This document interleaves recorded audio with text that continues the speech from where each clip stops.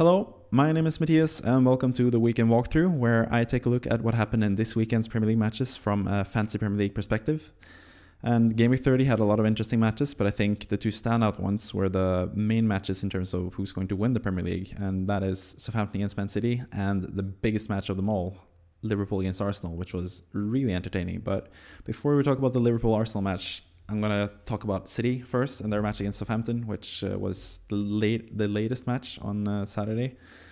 And this was a typical Man City beatdown, really, of a team. Had all the ingredients. They score a lot of goals. They concede a stupid goal, and they win comfortably. And Haaland, as always, he's back, scored 2 goals. He got 68 minutes, I think, before he was subbed off, but he managed to score a really nice bicycle kick right before the end, before he was subbed off for Alvarez. So he didn't stay on for the penalty, but I've seen a lot of people complain, oh, he could have had a penalty if he just stayed on the pitch for a little longer. But for someone like me who went for Rashford as captain instead, I think you should be really lucky with, or feel really lucky with Haaland, because he scored 2 goals.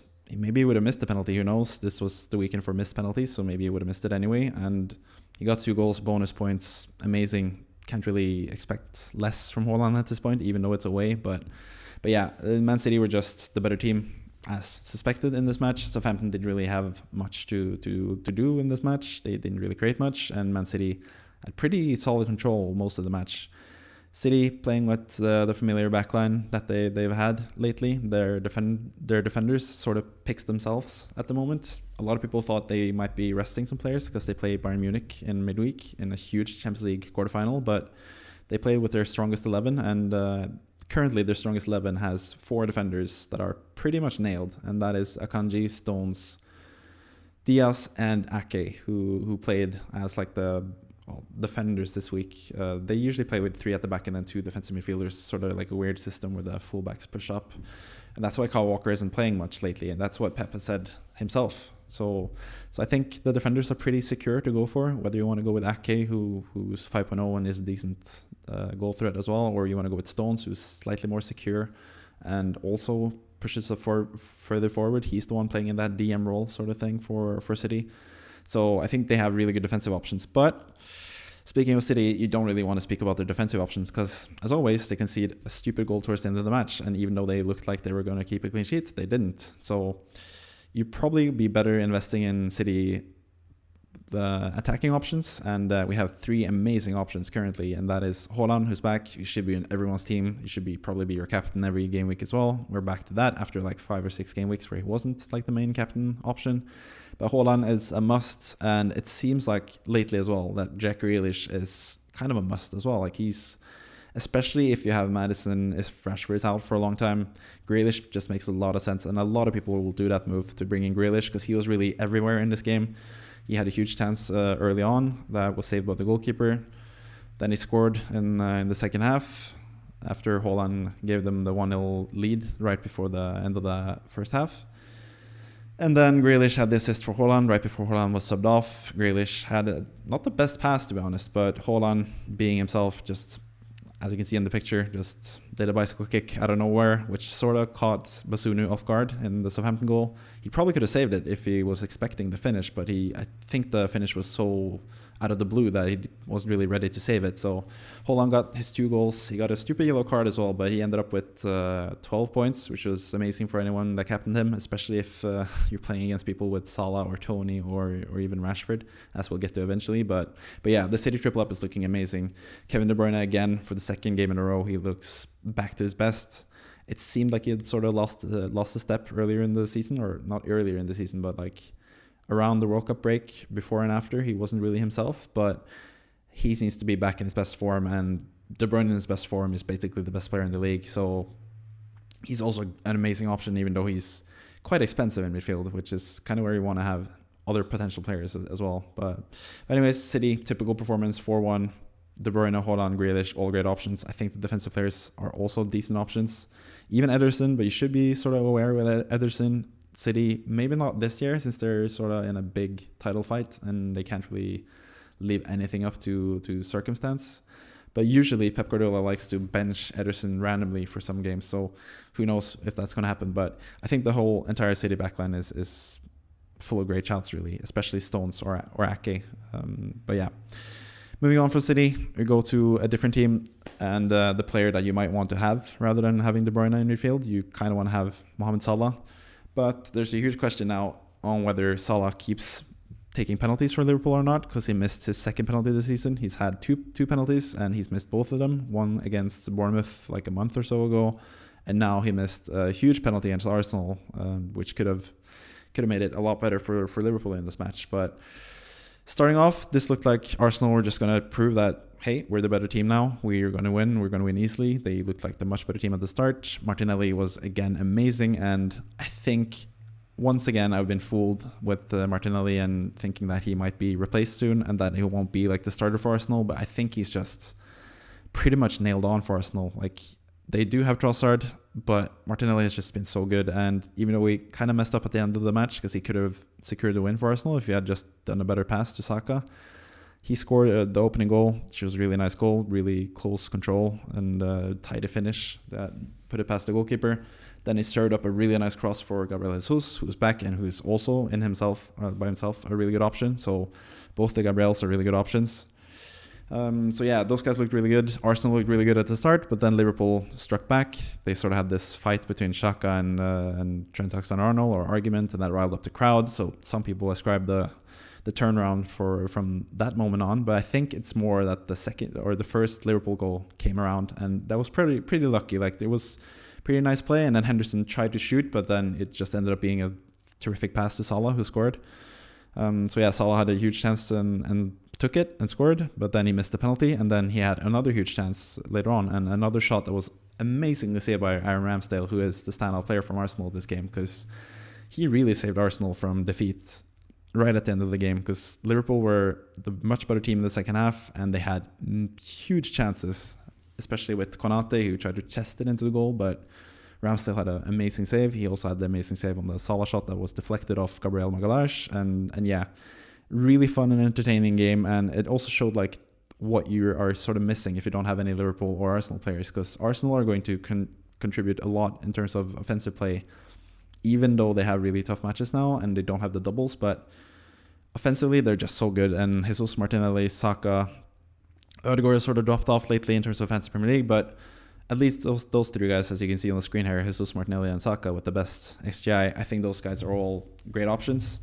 Ramsdale is sort of also someone you can consider, because Arsenal are just really good. They do concede a lot of goals though lately, so maybe not the best option, but I think I need to mention Ramsdale because he was so amazing in this match. So yeah, really fun match. 2-2 sort of gives the edge in the title fight for Man City, because Man City are just looking so good lately.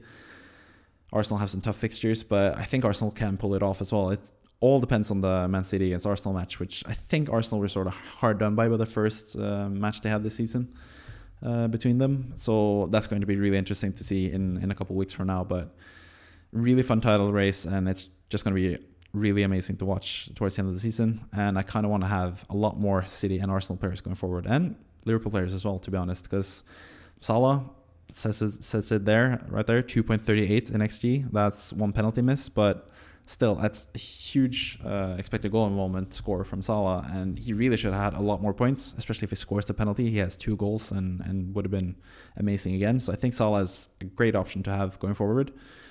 Then you have the defenders for Liverpool. Like, they do concede a lot of goals, but they are also sort of goal threats every game. You can see Robertson there, 0.72 expected goal involvement. He's super offensive.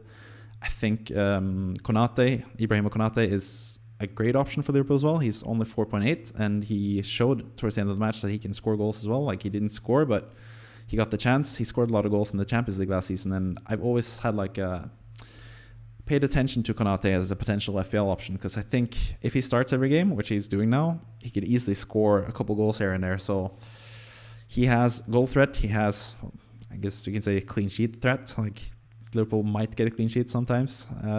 So yeah, I think they have some good defensive options as well, and especially now with the double game weeks and the easy fixtures for Liverpool, they're going to be in high demand. So I think you can think about having Robertson. Trent Alexander-Arnold had his best game in ages, even though he's still shaky defensively. He showed offensively what I can do especially when he went around Zinchenko like it was nothing and crossed it to Firmino for the 2-2 goal. But But yeah, both those fullbacks are back in good attacking form at least, and Konate, like I mentioned as well, could also score some goals and potentially keep some clean sheets for a cheap price eventually. So yeah, Liverpool Arsenal, really interesting match, really interesting fantasy Premier League options, and yeah, it's just something to take note of on both teams really. A lot of players. Moving on to the sort of less interesting matches, I guess, but there were still a lot of interesting matches, starting with Man United against Everton, which was kind of weird seeing Everton. They were I think they sort of mixed up their halves, because in the first half they had a really high line. They tried to get some goals. Sims had a decent chance early on, and they just left themselves very vulnerable defensively against Man United. And Man United just kept spraying passes through behind the Everton backline, especially Fernandes. He's been playing as like a number 6, like a sort of defensive playmaker type of role, which is not good for anyone else owning him in Fantasy Premier League. But he had a lot of chances created this game as well, and played really well in the DM position, which is really not something you want to hear as a fantasy owner. But Fernandes, he might be back in a more offensive role now, with Eriksen coming back in this game and Casemiro now being done with his suspension. But Man United really should have had like a 3-4-0 lead at the half, because they had so many chances, especially from Rashford as well, who was my captain this game week, and kind of left unhappy with him as a captain, because I feel like he could have had so much more. He was through on goal like 3 or 4 times in the first half and really should have scored. Was completely through, had a pretty easy finish at the start of the match, but he shot it straight at Pickford, who had another good game, to be honest, for Everton. But Rashford could have had a lot more goals. Anthony as well, again, could have had a lot more goals if they had a better player there. Sorry to say, Anthony. I think they could have had 3 or 4-0 lead at the half. But anyways, Everton, really high line at the start of the game, which was really strange. The second half, it was more sort of what you expect from Daesh and Everton. They were more tactically sound defensively and sort of defended themselves well. But by that point, they were already down 1-0. So it kind of was weird. Like, they should have switched it up. They should have been super defensive at the start of the match, and then as the game went on, they should have been more good going forward. They should have been, that's really good English, good going forward, but they should have been more creative going forward in the second half rather than the first half. But anyway, weird tactics from Everton. But yeah, that's really all that has to be said about this match. Rashford could have had so much more. Fernandes still as a DM, but Rashford also, should also mention Rashford got injured, and that's the big worry now going forward. Do you keep Rashford? A lot of people have value tied into Rashford, and we already lost a lot of value on selling Haaland this season, so I think it's worth keeping him if you have a strong bench, because most of us have strong benches now, because most of us have used bench boost quite recently. So I think you can keep Rashford, and you can keep Shaw as well, who's also injured for a little while. So just pay attention to what happens with Man United. They play on Thursday in Seville against Sevilla, and we'll get to see what they have in store going forward, especially with Fernandes as a DM, and then Shaw and Rashford as well, 2 other popular FPL options. You gotta just take note of them. Everton really can't really mention much. Sims had the best XGI, and he's not really someone to look for. Everton in general don't really look that good. I think you should stay clear of Everton really in terms of FPL. Still don't have Calvert-Lewin back, and they don't really have any standout options either. So anyways, enough said about that match. Let's move on to one of the less interesting matches, I guess. Not for me, because I'm a West Ham fan, so it's huge for me to see them beat Fulham 1-0. But in terms of FPL, really not that much value to take out from this match. Fulham just looked terrible recently. Mitrovic is obviously out with the suspension for 7 or 8 games or something still. And Fulham, really no reason to invest potentially on Andreas, since he is so cheap and he's on penalties and he gets the most chances for Fulham. Like, he is a decent option on the bench, but Fulham not really that interesting. West Ham, they do have some interesting options. Bowen got an assist at least this game week, but considering his price and the way West Ham have played lately, they've barely beaten Southampton and Fulham, 2 of the weaker teams lately, and that might save the season for West Ham, and especially might save David Moyes' job. But yeah, West Ham looked pretty good, especially defensively. Fulham had one huge chance towards the end of the match where Fabianski had really cat-like reflexes to save a man going through from Fulham, but that was the closest Fulham were to getting a goal in this game, because West Ham defended really well. Naya Faguerd was benched from the start of this match because he had a lot of mistakes against Newcastle, and Ogbonna actually played really well for West Ham, so who knows if Aguerd is now lost his place for West Ham, so that's something to keep an eye out for as well. Seems like Zuma's the better defensive option in terms of FPL there, but West Ham are really not a team to invest in. Even though they have a double game week, they are still not the best team going forward. So should also be noted towards the end of the game, Maxwell Cornet got through on goal. He had an easy pass for Benrahma. Benrahma, who didn't start, by the way. West Ham started with Antonio and Ings as the front two in this match, and Benrahma was on the bench, as he has been quite a lot under David Moyes. So Benrahma as well as an option, really a no-go, but he really should have had a goal at the end of the game because Cornet could have just easily passed him and it would have been 2-0 for West Ham and secured the 3 points, but Cornet didn't look up. He was selfish, took the shot himself, shot it straight at Bernd Leno, and it ended 1-0 for West Ham, which was great for me. Not really that much to talk about in terms of FPL. Fulham just looked terrible, so I think that's the takeaway here, because whoever Fulham is facing the next few games, you should probably target them because they look really terrible, both going forward and defensively. So yeah. Aston Villa against Nottingham Forest, pretty much what you'd expect. Aston Villa were trying to get all the 3 points. Forest were trying to defend and maybe sneak a point or 3 towards the end of the match. Forest did pretty well defensively for the first half, but then they slipped up right after the halftime whistle. It's in the 48th minute, I think.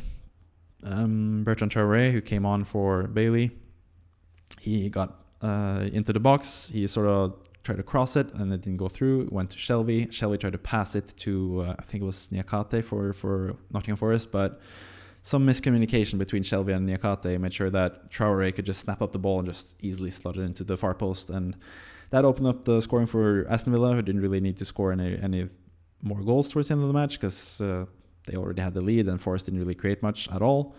But Ollie Watkins can't be denied, as it says right there. He had to score again. People who own him have been blessed with a lot of points, especially since the World Cup break and the last few game weeks when a lot of people have had him. He's just been returning every game, and even when it looked like he was going to blank this game, he just got a goal and keeps up his really fine form lately. So Watkins is pretty much someone you should have in your squad. Some of us still don't have him, like me, but Watkins is amazing. Don't really have to say much about that. He's the penalty taker for them, and he always finds a way to score, even though they already have the match secured. Pretty much at that point, he scores and gets bonus points and is amazing. So enough said about Aston Villa. I guess Aston Villa, again, kept another clean sheet. They've been amazing defensively as well. People like Mings in defense, Tyrone Mings, or Emi Martinez in goal, still great options. So yeah, Aston Villa are just really a team that you got to take a look at, even though they don't have double game weeks and they don't have the best matches. They are just really good at the moment, and especially the next few game weeks. I think Watkins is still going to score a lot of goals. They still have easy matches, so Aston Villa are definitely a team to target. Forest, that's a team to stay away from because they have no impact players. Gibbs White has shown some glimpses. Brendan Johnson has been amazing, of course, but they just don't create that many chances at all. So 0.25 expected goal involvement, which is just awful from Nottingham Forest. But moving on, we have Chelsea, same old Chelsea, losing against Wolverhampton. This was really a 0-0 game written all over it. Chelsea, yet again, can't really create much. They had some nice combinations toward the end of the match. Once Chilwell came on, they looked a much better side, and for some reason Lampard, in his first match back, didn't play Chilwell. Rested him, I guess. But once Chilwell came on, they actually created quite a bit of chances, like half chances at least, but still a really tame game in terms of chances created. But it also had one of the highlights of the season from Wolverhampton with Matheus Nunes. Amazing goal, his first goal for Wolverhampton. He looks like an amazing player. He has taken some time to get settled into the squad, but he's going to be someone to keep an eye out for next season. Potentially not as an FPL option, but at least as a Premier League player. He's amazing. Had a perfectly struck volley that went into the side netting. Just amazing shot from Nunes. Really a masterclass in how you shoot volleys. And yeah, it was amazing to watch. And just on pure aesthetics alone, like the technique and the skill that you need to do to pull off a shot like that, it might have been the goal of the season in terms of just pure aesthetics. Like, it's going to be one of the contenders for sure, but that was the only goal in the match. Diego Costa also was close to scoring against his former team. Had a decent shot from like a tight angle, but it was saved by Kepa. Reece James, again, looking like probably the best Chelsea option at the moment. He was pretty offensive and created some chances. Had a pretty dangerous cross that could have been converted into a goal if someone made a good run, but Chelsea don't have a striker. They don't have a proper good striker, and they still struggle to score goals. Aubameyang came on towards the end of the match. He had a decent chance, but it was a really nice block from Dawson. Ballon Dawson, who's been amazing for West Ham, and now he's amazing for Wolverhampton. But it ended 1-0 for Wolverhampton. Chelsea still sort of a stay away. You have the fullbacks who are really good, but Chilwell got benched, and James is an injury risk, so Kepa is also a risk for dropping his place as well, now that Lampard is back. Lampard preferred Mendy last time. I think Kepa and Lampard sort of had a falling out as well, so yeah, I don't really have much trust in Chelsea, and especially now that they don't have good fixtures anymore either. It might be time to abandon ship, but Chilwell, if he keeps playing, he's still a great option, so you can keep him as well. But Chelsea, same old Chelsea, didn't really create much. I know people have been talking, maybe Lampard, if he wins the Champions League, he can be the manager. And there's no way. They're not going to win the Champions League. I'll gladly sit here with egg on my face if I'm wrong, but Lampard is the manager. I know it happened with Di Matteo 10 years ago or 11 years ago, but Lampard's just not it. They need a new manager. Probably should have had a new manager now, Nagelsmann, if they could have had him, but Luis Enrique. They have some good options, but Chelsea, I don't know. Lampard, don't have much faith in him going forward, so that's enough of Chelsea. They struggle. They're going to finish mid-table. They're not going to finish in the Europa League spots not even close to the Champions League spots, so just an awful season from Chelsea, who are in transition. They still need new players, even though they've used 600 million or something the last few windows. They still don't have a striker. They still have a pretty lackluster midfield. They still don't have a proper goalkeeper. Kepa is decent, I guess, but he's not a top 6 goalkeeper. So a lot of things to change for Chelsea, and that's going to happen for next season. So next season, they might be interesting, but for now, pretty much just the fullbacks, potentially Kepa if he keeps his place, but that's it. Wolverhampton, again, can't really trust them at all. They don't create much offensively, and they can concede 4 goals against Leeds as they did a couple of game weeks ago. Can't really trust them either. So yeah. Next up, we have 2 teams that you can trust, and that's Brentford and Newcastle. And you thought you could trust Tony on penalties as well to score every single penalty, because that's basically what he's done ever since he came to the Premier League, and since this season in the Championship, where he scored 10 penalties or something as well. I think he went 25 straight penalties with a goal, but lately, I think he's had some penalties lately that have been sort of sloppy. It seems like he's sort of bought into his own hype when it comes to penalties, and he's sort of been a bit sloppy with it, because his missed penalty against Newcastle was pretty dreadful. Pope had a pretty easy time saving it, so really good for those of you who had Pope in goal. Not as good for those of us who had Raya in goal, like me. Scored an own goal, and it's really nice from Joelinton, who got the ball on the edge of the box. Really well played from Joelinton, who's a great player. Tried to cross it, and then it hit the foot of Raya and went into goal, so it was an own goal for Raya. And that was how Newcastle struck back after going down 1-0, I think, if I remember correctly. Because Tony had another chance from the spot, and he converted it, scored a really nice goal. And then Newcastle decided, hey, let's play Isak and Wilson together, because they started with Isak this time, even though Wilson scored 2 goals against West Ham. Last game week, Isak got the start, because Isak is such an amazing player. And finally, Eddie Howe went with the striking partnership that Kevin and I we talked about on last podcast that they really should utilize, as Wilson and Isak. And of course, Wilson assists Isak. Really nice goal for Isak. Great finish. Wilson also had another goal called off for offside. Or not offside, sorry, for handball. I was thinking about the Tony goal. Early on, Tony scored a goal that was called off for offside. So if he had started this run slightly later, Tony would have had another goal as well. So really unlucky for those of you who kept Tony and didn't buy Holland. Huge swing in terms of points there. Tony and Salah this game week both had higher than 2 expected goal involvement. 2.21 for Tony, which was great for him, but not that great considering he missed the penalty and didn't really get that many points. But yeah, Brentford have some good options. Henry won the penalty that Tony scored, so yet another return from the defensive options from Brentford. And Matthias Jensen as well. If you picked him up on the wildcard in Game Week 26, well done, because he's been one of the better players in FPL lately. And even though he got a goal credited to him against Leicester that he shouldn't have, he's been really good for them, and he's a really nice, like, he sort of plays the role that Christian Eriksen did for them last season, and he's been really good for them. But they ended up losing anyway, despite having the better XGI or expected goals in this game. Newcastle ended up winning because Newcastle are on a roll lately. Isak and Wilson, probably going to play going forward because St. Maximin is injured, Almiron's injured. They don't really have that many options on the wings currently, so they should just play Wilson and Isak, considering how good they both are lately. They are both in great form, so I think that partnership is going to last for a little while. Moving on, Leicester, that is not a team to invest in currently because they look atrocious. They were completely dominated at home against Bournemouth, which is supposedly one of the easier matches in the league, but Bournemouth, to be fair to them, I think they have some underrated attacking options. You can see Solanke has the best XGI there, and he's sort of played a really good role for them. Even though he hasn't scored that many goals, he sort of sets up Phil Billing, who's been amazing for Bournemouth. He's one of the most underrated players in the league, in my opinion, and he scored a really nice goal. From James Maddison back pass, a really poor pass defensively from Maddison, straight to Billing, who scored. But Billing could have had more goals in this game. He had another really good shot from open play, and he had a free kick that hit the post and out. So Billing is looking amazing. So I think he deserves a big move, especially if Bournemouth go down. I think he is someone that bigger teams should look at. I think he even has top 6 potential because he's been really good. He's sort of been a Premier League player for a while now, played for Huddersfield as well. He's really come into his own, and he's big, he's strong, he has attacking threat, pretty good in terms of winning the ball as well. So Billing is amazing. They have Ouattara, who's injured now, who looks good. They have David Brooks, who's still coming back from his health issues, and thankful to see him back as well. He was a really good FPL option back in the day. Solanke is really good, and even Tavernier as well. Marcus Tavernier has been scoring some really nice goals this season as well. I think Bournemouth have a better offensive team that people give them credit for, but still, Leicester at home, you expect them to do way better against Bournemouth.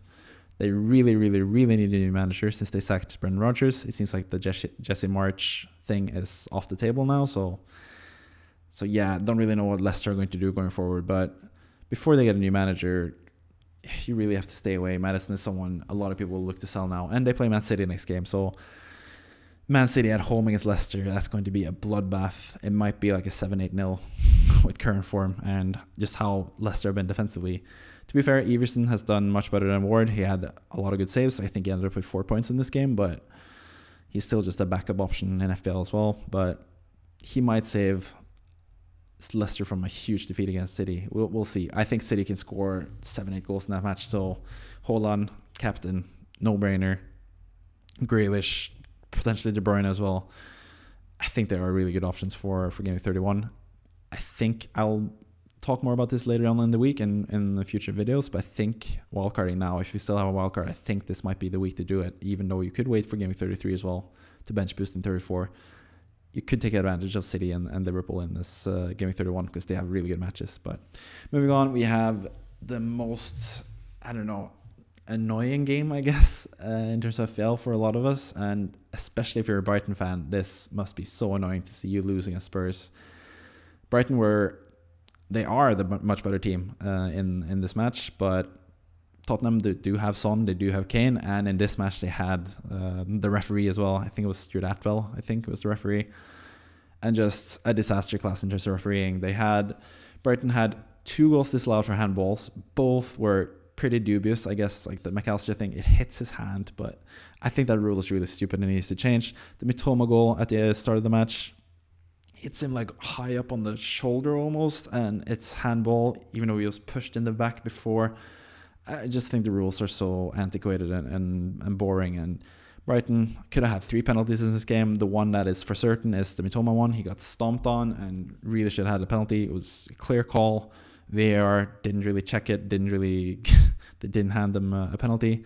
Really should have been a penalty. And you also had Lewis Dunk getting his shirt pulled pretty clearly, and you had also a Tottenham defender who I think inadvertently handballed it. So personally I wouldn't call it a handball, but I know a lot of referees would have done as well. So Brighton can feel completely screwed. The midfielders for Brighton as well, if you benched one of them, you are really lucky because all 3 of those guys, Mitoma, McAllister and March, could have all had really good scores in this game. I think it's really hard to bench any of them, really. But Who you can bench for Brighton is the defenders, because they do keep conceding goals. To be fair, the opening goal this game was a screamer from Son. A really nice goal from Heung-min Son. Looked like him back to his best. That goal alone. Perisic had the assist as well. Perisic is someone you should also take note of, because he has had another decent chance as well. He looked really offensive. Both Perisic and Porro are looking like decent options for Spurs, to be fair. But they did steal all 3 points in this match, because Harry Kane scored once again. He's yet again undeniable. Harry Kane, he just keeps scoring, even though Spurs are not producing that many chances. He still finds a way to get a goal. So well done, Kane and Son, and just really unlucky for Brighton. And the ref should be ashamed of himself. The VAR should be ashamed of themselves. And yeah, that's pretty much all you need to say about that game. And finally, we have the one of the games from Sunday, and that is Leeds against Crystal Palace.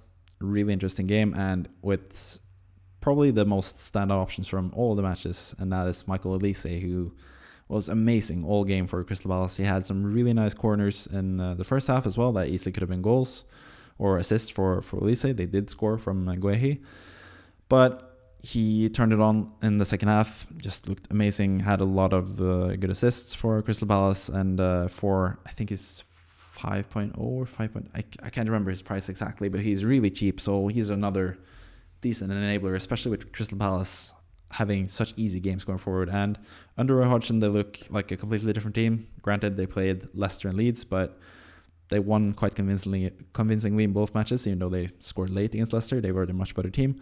This game, 5-1, 3.15 expected goals.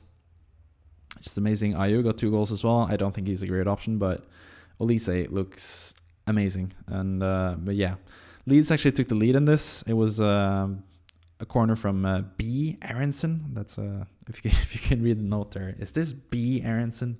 That's just a Simpsons reference if you get it. But anyways, he had a really nice corner. Went straight to the head of Bamford, who scored against his former team. Didn't really get to play much for Crystal Palace, but scored against them and celebrated like crazy. Leeds took the lead, and it looked like, oh, maybe Crystal Palace will have a difficulty in this match. But then Guehi scored right before the half, and then second half they just obliterated Leeds completely with Olise, like I said, the standout man. So yeah, he's someone you should pay attention to, especially next season. I think he's going to be really good. And Crystal Palace, if they get it right, they have such interesting players. Saha has been injured most of the season, and we know Olise is amazing, and Eberechi Esse as well, amazing. So they have some really nice options there as well, Crystal Palace. So it's going to be really fun to watch. But for this season, maybe Olise, they're going to be really interesting in Gameweek 32. They play against Everton at home. So if you're free hitting in Gameweek 32, Olise should definitely be in your squad.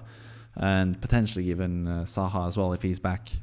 So yeah, that's going to be really interesting for the free hit team. But that's not this game week. That's in future game weeks. But there'll be a lot more content coming up in this week for me before Game Week 31. Going to have the weekly wildcard draft. Going to take also a look back at the last 5 weekends or last 5 game weeks and the weekly wildcard draft in those. Which players that I've recommended, which players have performed the best, and sort of how I did and sort of assess what I've done in terms of the weekly wildcard draft. If you don't know, weekly wildcard draft is something I do every week where I select what I think is the best squad to have going forward in FPL for the next 4 to 5 game weeks. I started doing this by myself. As a standalone video like 4 or 5 game weeks ago. I think Game Week 27 was the first standalone video. So just going to take a look back and see how I've done and if I can learn something from it. So that's going to come up. The FPL Scope podcast, is going to come up on either Wednesday or Thursday, I think. And yeah, I'll also have a team selection video as well before Game Week 31 as well, where I talk more about the matches. I'll probably have to film that before.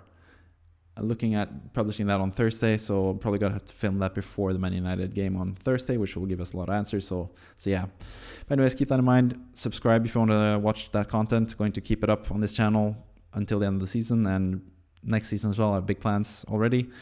So yeah, keep subscribing if you're new, if you're old, whatever. You're welcome to subscribe, whether you watch a lot of videos or just this is the first time you're watching. Like the video as well, helps in the algorithm, and comment please if you have any comments in terms of the matches. Which players stood out to you? Any players that I missed that I haven't talked that much about that you felt like should have been mentioned? Mention them in the comments, and I might comment myself. I'm probably going to respond if you leave a comment, even if it's something obscure. If you took the Simpsons reference, for example, if you have another favorite Simpsons reference, whatever. Anyways, I'm rambling like I usually say at the end of videos. I'm rambling, so thank you. Take care. Goodbye.